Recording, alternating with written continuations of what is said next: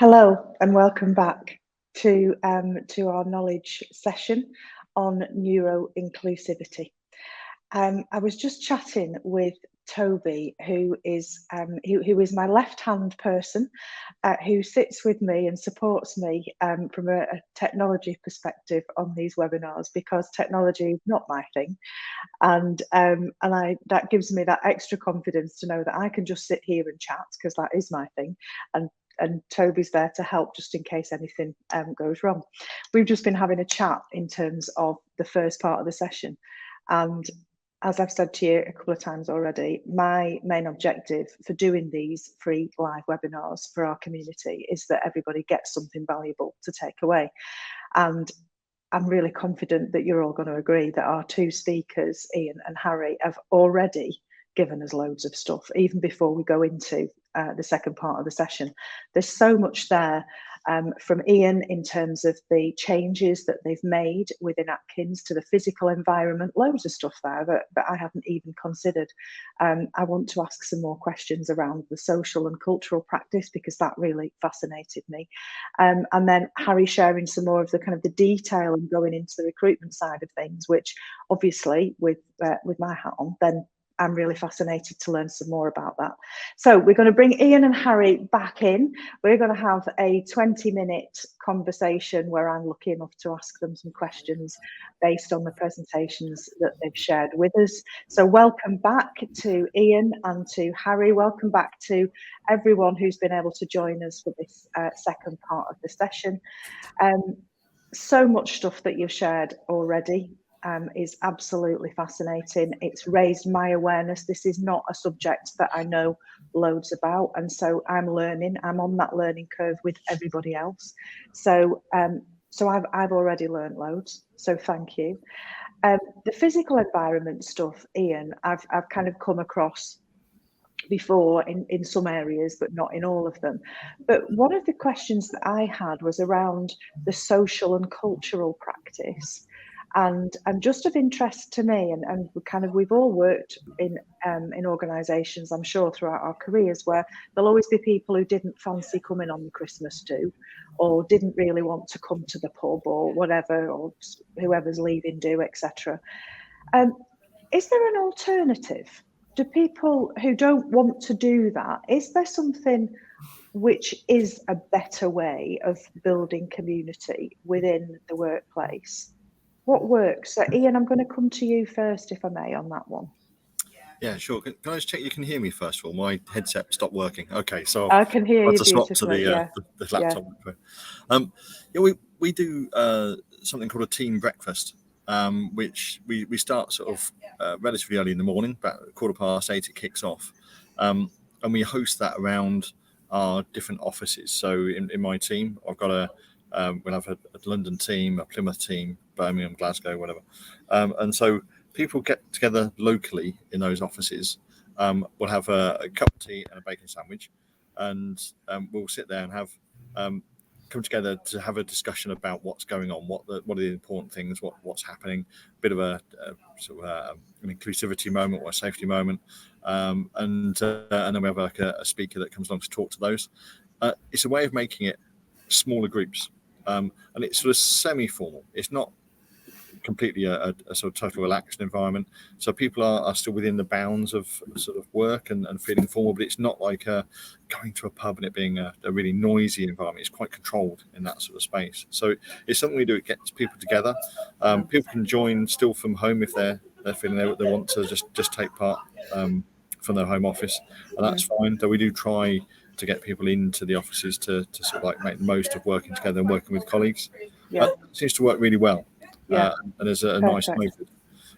One thing, so with my eldest son, and we've been going around recently doing the university tours and having a look at the different ones. And speaking to Warwick recently, they have an autistic society there, and they run autistic discos. So discos specifically intended for people who are autistic and might struggle with a normal social disco, trying to make it a bit more acceptable and less pressured as an environment. And we're starting to think about, should we do something similar as like a social event for those who are autistic and are sort of struggling with things.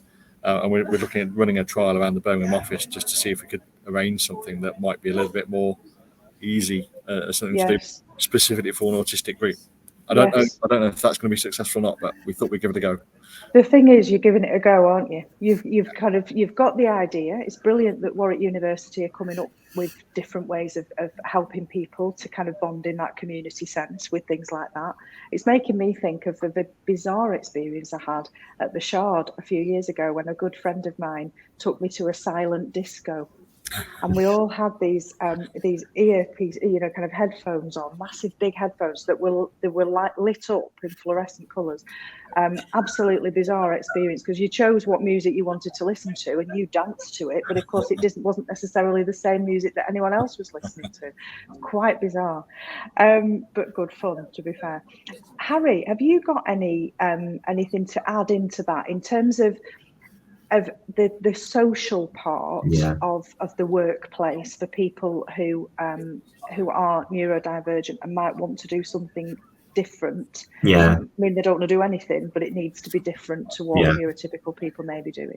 Yeah, I can only echo what Ian was mentioning, really. I think it's really about creating different opportunities for people to socialise. I think it's very easy for it to be one size fits all, which is similar to the workplace, really, which try to avoid that and move more to more flexible ways of doing things. So you often hear in workplaces where it's the same where they'll socialise by having a drink down the pub or something after work, and there could be problems with the acoustics, with people not necessarily wanting to do that, not liking socialising in those environments, whatever it might be.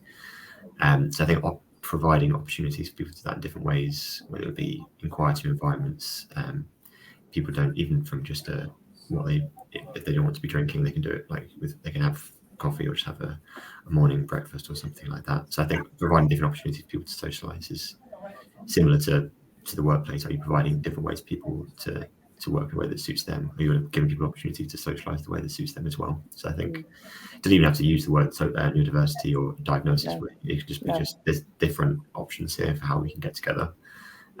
Choose what suits you. Don't feel like you have to conform to this one way of socialising after work, and don't feel like I'm sure there's plenty of people who are neurodivergent or people on this call as well who've maybe been in those situations where they don't do that and then feel like they're missing out on even just social relationships and even progression, maybe through not missing out on being in those or developing relationships with people in other people in their team, I think, which isn't fair. So I think just giving different opportunities is definitely important. Yeah. It's a really good point, actually, and I think that you gave us a key message during your presentation, Harry, when you said to us that the really important thing here is don't make assumptions.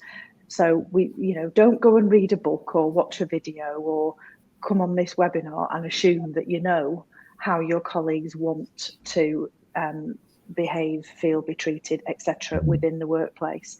The importance of involving people as much as they want to be involved in this discussion and actively listening is so important, because whilst it might be very, very well intentioned to go off and make some changes because, okay, well, we know you don't want jazzy carpets and we know that you'd like a quiet space and the biophilia walls. I've never heard that expression, Ian, so I've learned that as well today.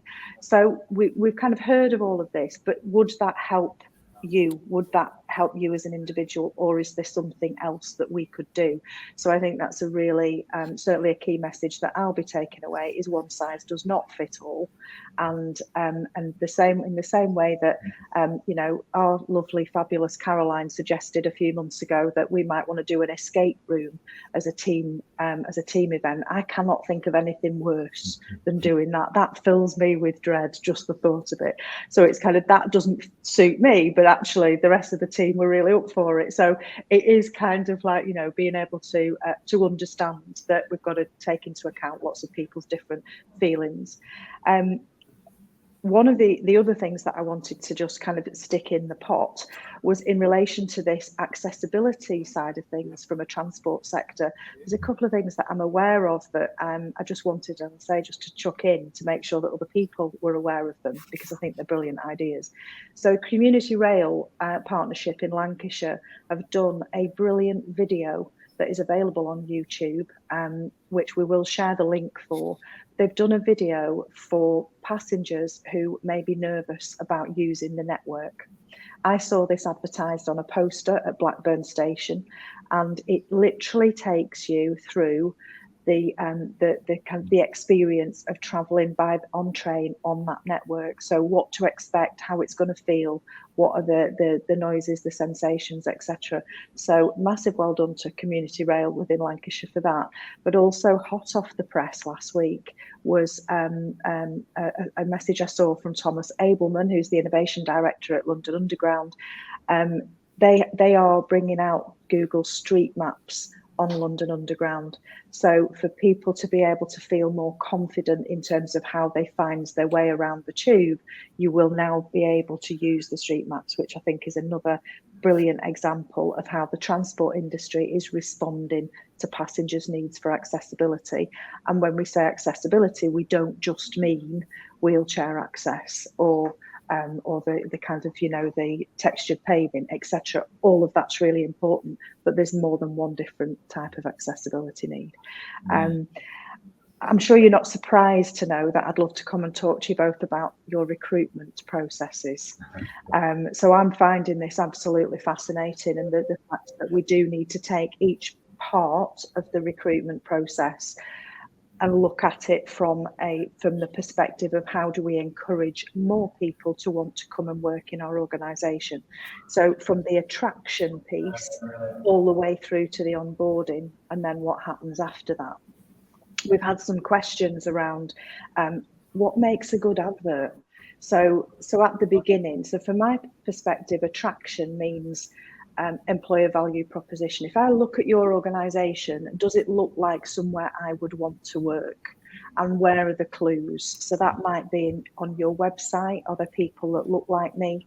Has it been written in a way that I can understand? Lots of other factors to take into account. So first and foremost, do you look like somewhere I would want to work?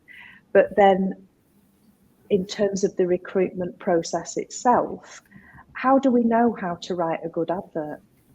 Harry, I'm going to come to you first on that one. How would we know? Where would we go to understand how to write a good job advert for a neurodivergent person? I would say that looking at, I think looking for neuro-inclusive recruitment for communication is a good starting point. So there's plenty of information out there on formatting and what would be useful from a neurodivergent perspective. Whether it be fonts to use, how you break up text, what to avoid. So I think just starting off with the fonts that are used is always something that's beneficial. Something we've tried to implement in Lexic all the time, whether it be through doing internally through our own emails, etc. Try to make sure we use fonts that are kind of helpful for processing. But also we've done in our own communication audits as well. So I think if you think from, for example, a dyslexia point of view, if someone's experiencing visual stress and there's certain fonts that cause both the characters or the lines to blur or causing kind of migraines or headaches, etc., or reading off certain coloured backgrounds, is there anything you can do to make that easier to process? Even there can be such subtle things with the fonts you use, how you present it, the background colours, etc. Still, little things like that can make a massive difference. And if you add on top of that the format, the accessibility, do you have, since what Ian was mentioning before about using assistive technology, is that available on the recruitment pages? Is there options for screen readers? Is it accessible? Are the actual job adverts or job descriptions accessible in a format that's accessible to those technologies?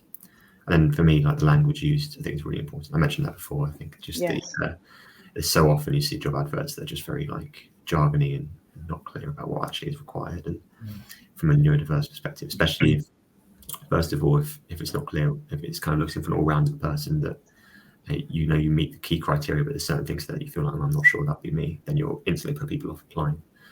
Even the language used, if it's not clear, because people take things, we struggle with ambiguous or hypothetical or unclear language, then you're also putting people off applying, especially if it's full of jargon. So I think we often encourage organisations to do kind of job analysis of what actually is really important, because so we're all guilty of. I'm sure Lexic could improve. We always try to improve on ours as well, but it's so easy to leave in things that aren't necessarily necessary. So, yes, absolutely. And we definitely see that and have seen that for years in terms of a job description. It would not be unusual for us to receive a job description from a client for an assignment that we're helping them with, to see, there are 15 things that are desirable. And it's kind of, well, no, necessary, not desirable. So it's kind of, well, you can't have all 15.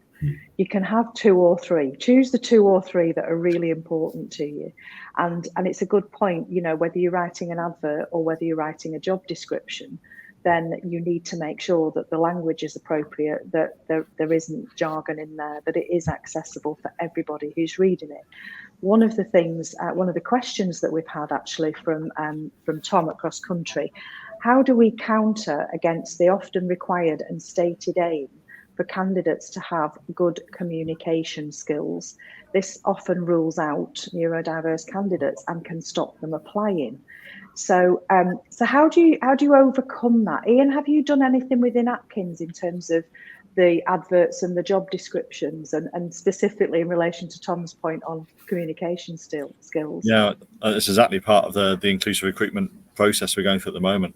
And as you say, the whole habit of 15 required skills that are in there that are probably the 12 that were there before on the previous version of the job description, and then added another 3 on the bottom. So, and it also, people get into a habit of just putting in there good communication skills, must be a team player, all these sorts of things, just because that's all what we think we should put in a JD. Yeah. Do you actually need that to do that job? Is there something you need specifically, good communication skills to do that job is going to be working on? And that's the challenge to put back to people. And we're trying to set a limit on the number of absolute things you must have. We've set the challenge to the business. We've had quite a lot of discussions about this, of getting rid of all the things that say must have. Why do we even need to have? Must have communication, must have a degree, must have let's describe the job, write what the job is, and then let people make their mind up about what things are needed. So from an inclusivity point of view, I know this talk about neurodiversity as this talk, but from a gender point of view, the more things we put down there as absolute requirements, the more females it's going to put off from applying. And we've seen that's sort of well established. So let's get rid of those and have a description that describes the job, and let people make their own mind up whether they're suitable for doing that job, and get away from the requirements altogether. That's where we'd like to get to.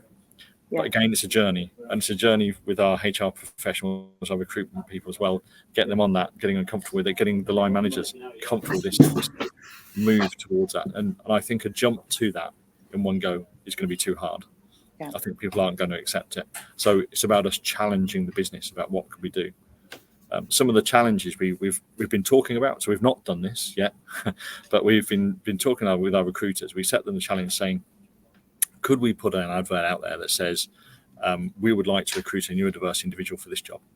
Now, I don't think there's any chance we're ever going to be allowed to do that. But we know that MI5 recently put out an advert. They were looking for recruiting from a particular ethnic group. Now, MI5 have particular needs for the sort of stuff they do.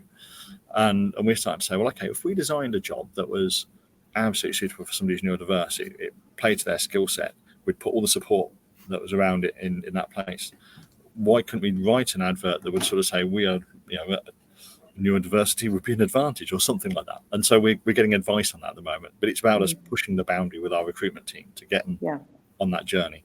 And like I say, I don't think there's any chance in hell we'll have that anytime soon. But it will be a discussion, a journey, and trying to push what we think is right. Yeah, we did have a question early doors actually from Jessica, who said, does Atkins positively recruit neurodivergent people? So I guess that's not the same as saying, putting an advert out saying we only want neurodivergent people to apply. But I guess if you're already wording your adverts differently, moving to change the job descriptions to make it more accessible, then there's an encouragement. So I guess that would be positively recruiting. It's about moving barriers, get rid of barriers. And that's all we do in the Neurodiversity Network, is everything we do around changing the office will not disadvantage a neurotypical person. There's nothing we're doing which will put anyone on a pedestal or make it easier for somebody to have an advantage over somebody else. It is just taking the barriers away that's stopping people doing showing their best and going for what they need to do. So that's our absolute principle. The other thing we want to try and do is our other aim as a network is we don't want to exist. We want to do ourselves out of business. If we can get the same place where left-handedness was 40 years ago, where people, children used to have their hands tied behind their back or slapped with rulers for using their left hand. Yes. We want to be in the same place with neurodiversity where it's just not a thing. Yeah. Yeah, absolutely. And I think we could say that for all of the underrepresented communities across the piece, couldn't we? Let's not have a need for employee resource groups or networks, because actually we're welcoming whoever you are, and whatever difference you're bringing to the party, you are more than welcome.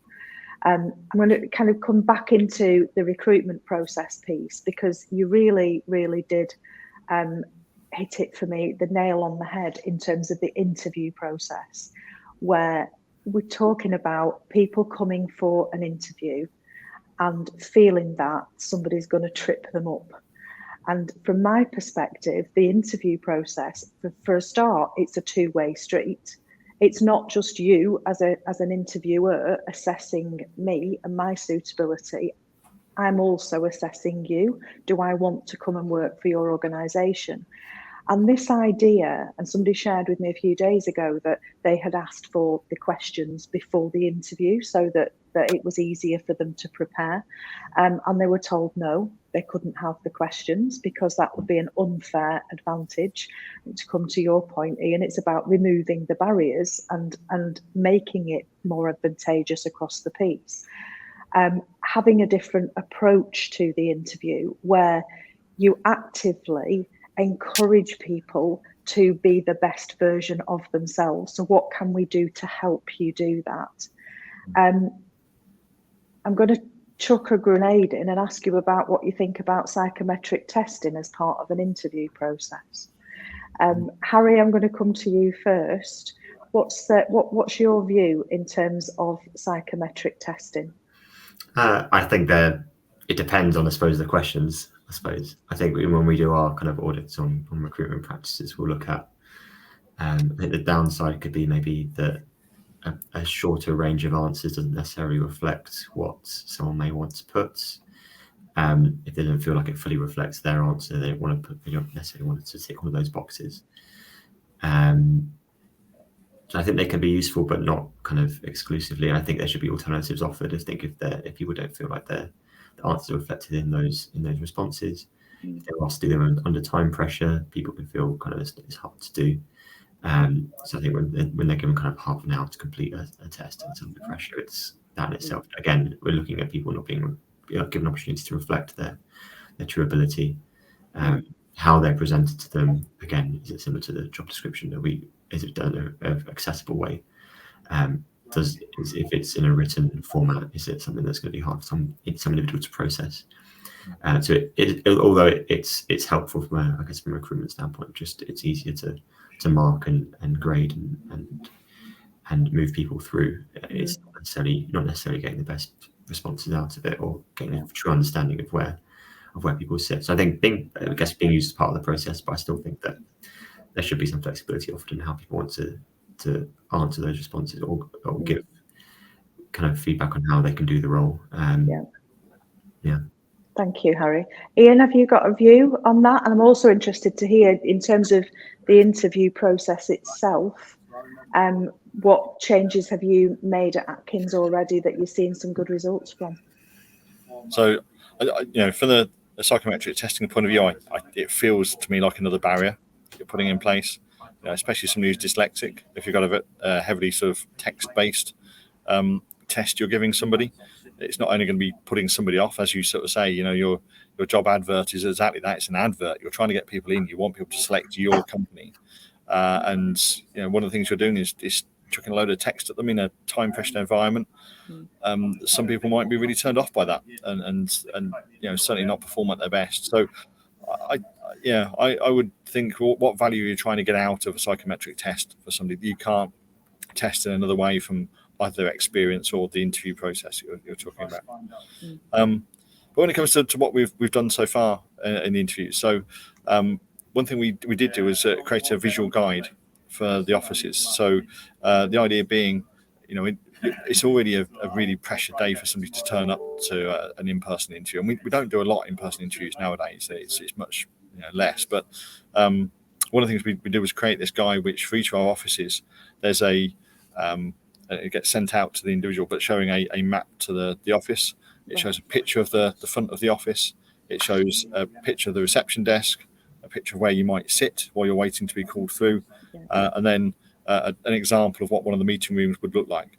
So somebody's who's being invited to interview has got a mental image of what it looks like and what it's going to be like, and they can start to plan and think about how that interview is going to go for them. So it's reducing again that level of anxiety that might be triggered by everything being new. At least they've got some sort of view on what it might be like, and a bit of comfort from that. The other thing we've changed in sort of some of the guidance around interviews was we all have glass meeting rooms nowadays, and as you said earlier about the perfume, it's a similar sort of idea. You face them away from the glass when you're doing the interview, so you as the interviewer, you're looking out on the glass. They're not. They're looking at the wall behind you, so they're not having the distraction of what's going on outside, and trying to again reduce that sensory input and allow them to focus on what's important. I wonder whether it could become more common practice to involve people in that design of an interview process. Do you know, and you may well be doing this already, Ian, through the network within Atkins, but that I often will encourage clients to say, when you look at your interview panel, how diverse is it? So the people that are going to actually do the interviews with the candidates, have you got any diversity of any kind? And quite often I'm told, but we don't have any females who can come who are at that level in the organisation, or we don't have anybody from whatever community. And my advice always is, but you must have somebody somewhere. They don't have to be in a senior level position, but everybody within the organisation will have a contribution to make in order to make this process better for everybody. So that kind of power of the group being able to contribute to the process, I think, is quite important. On that panels piece, we've found that particularly valuable in our graduate recruitment panels, to have them as diverse, and we've had some quite good results from that this year in getting a much more diverse group coming through. But we had quite a lot of discussion about when we're selecting the panels. We had some comments around, well, that's positive discrimination by us making a panel which isn't representative of the organisation as a whole, because we're still very heavily male dominated and that sort of thing. So we looked at that quite heavily, and it's something which is sort of like called positive action. And actually with the networks, we got quite a lot of good feedback saying, yes, we want this, we want these diverse panels. And okay, they're not representative of the business, but it's a really important point when you're trying to make a step change in your business, trying to get a more diverse group in, that people will feel much happier with a diverse panel there, because that is showing your company as being accepting of diversity and those cultural differences, and the whole sort of making sure you've got a good mix, and you need to make that step change at some point. And so this positive action was something we've adopted and said we should do in all of our panels going forward. So that's a real thing we're trying for. Yeah, it's definitely a best practice, and I think from everything that I'm reading and experiencing, it's becoming more and more important to people who are entering into their career. So as you said, it may be people coming straight from school, from college or university. It's more important to them than it's ever been to previous generations in terms of what that organisation looks like. And if you don't look like me, and if you look like that it's been the same for the last 50 years in your organisation, it's not going to be as appealing as it might otherwise be. So clearly lots happening in Atkins, Ian, and thank you for sharing that. I'm going to just come back to the questions that I've had. One of the things that I think lit up the chat room, Harry, was when you shared the statistics in relation to the percentage of people who are neurodiverse. And so I think there was a question over, are they people who have been diagnosed? So they are that's the official number of people that we know have been through a diagnosis. and are neurodiverse, or are we guessing that that's the number? I think that particular statistic is based off diagnosis within that would fall under a neurodivergent diagnosis. But then even within that, you could argue that there's probably plenty of people who haven't got a diagnosis who maybe do fall under that, who maybe haven't. There's plenty of people, even in my assessment days, of people who got a diagnosis in their 30s, 40s, 50s, because maybe it wasn't spoken about when they were at school in the same way as it is now. So whereas the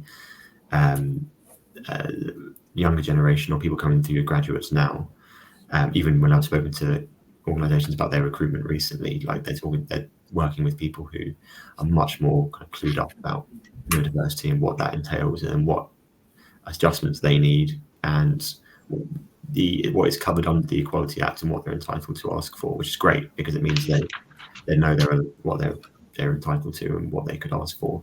It just puts a lot more kind of, pressure is not necessarily the right word, but it puts a lot more emphasis on organisations to be clued up themselves and what they should be doing. So, but I can imagine that number's probably larger. And like I mentioned before, it could be 1 in 5 because if there's more awareness, I know I've done countless sessions where people have said, "Oh, this sounds like me," or "This sounds like my dad," or "This sounds like my children." So, the more awareness there is, the more that statistic changes. Even for example, like the autism numbers. I know I was doing sessions like 5 years ago, where it's now 1 in 100. It was over a couple of decades. It went from 1 in 2,000 to 1 in 200 to 1 in 100. So and that's not just a sudden increase of autism. It's just that people understand what it is. So it's probably the same with all of those. And I think there's probably lots of people who will maybe relate to those different thinking styles if they learn about them and it's accepted to talk about. So the more work we do on this, the better, I think. Absolutely. And I think that awareness, and I know certainly just from my own personal experience, there are more people that I'm aware of who are going through the diagnosis process and then thankfully sharing that experience and sharing what they thought neurodiversity was or what ADHD was. And so that was, I read something this morning that I was privileged to have shared with me from someone who has had a recent diagnosis, who said, "Oh, I thought ADHD meant naughty children." They were the kids who couldn't sit still at school. And that's a really good point you made, Harry, in relation to being able to look at the education system and say, perhaps we don't need to sit still and colour in the lines. Maybe we need to be looking at that differently. Well, actually not maybe, we do need to be looking at that differently in order to be fit for skills that we need for the future. Is anybody in the transport industry doing this well? Was a question that we had. Are there any organisations other than Atkins, obviously, because we know that you're doing loads. Any other good examples, Harry, that you've come across where you think people are making a real effort and actually making some real progress? We were doing some work on this a lot this year, I think, in terms of just understanding more about neurodiversity in transport. So my colleague wrote a blog on the subject earlier this year in the summer. In terms of clients we've worked with, off the top of my head, I'm sure they won't mind me mentioning them, but Go Ahead, I've done a lot of work. I think we already started working with them with neurodiversity and did some sessions with them. And they've been promoting themselves about kind of what they're doing to be more neuro-inclusive. I think in research I've done, if you look across not just the UK, but Europe, there's lots of organisations talking about what they're doing to be inclusive employer, but not many of them necessarily mention neurodiversity.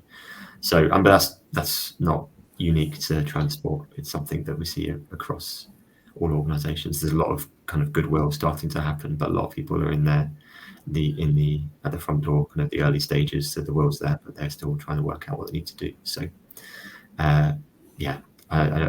nothing against the transport industry. I'm sure there's plenty of work there to be done, but I think there's a lot of goodwill there, which is starting to happen, which is good.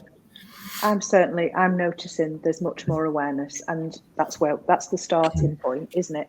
And the reason that we've done the webinar is to help with that. Let's get more people talking about it, and much more people accepting that they need to learn about it in order to be able to do something different. Ian, you might be able to help us with Paul's question. Are there any emerging technologies or innovations in transport that specifically benefit neurodivergent individuals? So is there anything happening in the tech space that you're aware of? Well, I mean, the whole sort of text to speech and speech to text has been a really great help for people who are dyslexic. So the tools, the way they highlight the text as it reads it out, and so somebody who's dyslexic can really help proofread their stuff. Yeah. So that's been but it's been around for a while. I'd say the real big thing I think is coming around the corner is the whole AI side of things, and the quality of the written word that AI is able to develop is really, really good and impressive. And I can see that being quite a big change coming through, that people will use that more and more to create quality written work. How much effort is somebody who's dyslexic going to have to put into things in the future when you've got something which is putting this written word together? So their creativity, the real strengths they have can shine, and they're not being limited by getting the written word down. So I think that's sort of really coming along. It's not, it's improving all the time as well. It's not quite there. There's some, clunkiness to it, but it's not far off now. Mm. From your perspective, Harry, any technology or innovation in that area that you think that you're seeing on either happening now or on the horizon that you can give us a glimpse of? Again, I'll echo what I think that's my most used phrase today. I'll echo what Ian's saying, but it's very true. I think even in my days of doing coaching with people, sometimes just any assistive technology like any text to speech, like read and write or driving software for kind of people who are better at articulating their ideas, but I get to write down for them. That can save people, if they process things better that way, just so much time. I think there's people I've worked with this day cut their admin time down to like 10% of what it used to be. So even those softwares in the past are so valuable, and they're getting more easily accessible. I think now that even when I started doing this, the ones that are available on Microsoft weren't that great, but I think they're really improving now. So if you're looking, even just from anyone who's listening today, if you were looking for easy accessibility features you can suggest to people on Word, on email, things people can use right now, the dictation function, the read aloud function, they can really make a massive difference. But yeah, as there's colleagues I've got who've been testing out the AI features, as Ian mentioned, about just to write reports and see what they're like, and they do seem scarily good. So I think it's great in one way, but maybe we should be worried for our futures. But yeah, it's scarily good. But yeah, so I think that's always going to make a massive difference in the future to cut down that admin time even more. Yeah, I have a strong belief and confidence that human beings will always be required, Harry, in each process that we have. We are coming to the end of our session, so I'm going to ask a couple more questions. I think the first one might be quite a quick one, Ian, for you, from Karen. How do you deal with confidentiality on the Yammer group? Oh yeah, that's not a quick answer, I'm afraid. Okay. We have come across some challenges with that around. It's people are quite good generally at sort of sharing challenges they have, and they realise it's an open group and things. Where we've had some issues with regarding somebody they're under performance management, and that then caused some issues then around that, and so we had to call a stop to that thread, and it's something we keep an eye on. We remind people that it's an open channel. There's no restrictions on it, but we just have to keep a very close eye on making sure that it doesn't go down the wrong route, because there have been some unintended consequences by some of the posts on there. Right. But we did talk about, should we have proper moderators assigned to it and different things, and actually we don't want to restrict it, because for the 99% of the time it is absolutely supportive and helpful and works really well. Right. Yeah, good answer. And it's that real dichotomy, isn't it, between wanting to keep it open because that's what it's there for, and not moderated, but on the understanding that 99% of the time it's appropriate stuff, but occasionally somebody might not get it quite right. I have a question from Craig, which I think might be more for Harry, but Ian, if you've got any contribution, we'd love to hear it, obviously. Craig is hugely interested in terms of where he can get information and direction on how we can change the approach to recruitment. Can anyone make any recommendations? So I'm guessing on this one, it's kind of how do you start? How do you start making those changes to the process? Where to begin? So, I mean, it's something we do at Lexic all the time, I suppose, through multiple channels. I think either if it's like training for those involved in actually doing the process, hiring managers, recruiters, etc. So we do regularly is kind of have workshops and webinars on just how to help understand what neurodiversity is, avoid unconscious bias, what they can do differently in recruitment practices, little things they can do differently. And I think similarly, if you're looking at kind of auditing recruitment processes, something we do regularly, just kind of looking at on a step-by-step basis, similar to what I showed in our slides, kind of the kind of steps we go through, kind of understanding what you're doing at each stage and what you can do differently to make it more neuro-inclusive. So those would be the two things that we would look at, I think, from a recruitment perspective. Yeah. Ian? So with Harry on it's awareness, first of all.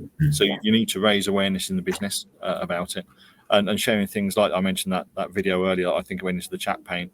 Sharing that video around just to get people to understand the challenges that people have with it. But then when it actually comes to making the changes, start at the beginning, start at the JD. That is your starting point, your job description, the advert, and then start to think through the process, putting yourself in somebody's shoes about how they would experience the process, and just make those changes. And you're not going to get it right first time. Just start making the changes and work through each step of the way. Yeah, brilliant. It's important to take action, and to take action, and so often we don't because we're scared of getting it wrong. And actually, let's just stay as we are because then we're safe. Well, we can't move forward without taking action. I want to say again a huge thank you to Ian and to Harry for joining me this afternoon. I have learned loads. I've got lots of questions still buzzing around in my head. We've got some questions that we haven't answered and we will come back to. So if you've asked a question and we haven't come back to you, we will come back to you after the webinar. Just give us a couple of days to look at those and ask Ian and Harry for their comments. A huge thank you to each and every one of you who has joined the session today. We've had a busy chat room again, which has been brilliant to see because it just emphasises to me that people are very interested in the subject and feel safe to ask a question. So thank you to everybody for joining us. And to Caroline for handling the chat room as well, which is a massive help for me. I have learnt loads. I would definitely recommend that if you're not already connected with Ian and with Harry on LinkedIn, then you make time to do so because they both share information in relation to what's going on in their organisations. So it just remains for me to say a big thank you again, Ian and Harry, and to everyone who has joined the Intuitive Knowledge session this afternoon. I wish you a good rest of the day, a lovely evening, and a good rest of the week. Take care, everybody. Thank you. Thank you. Thanks, everyone. Bye.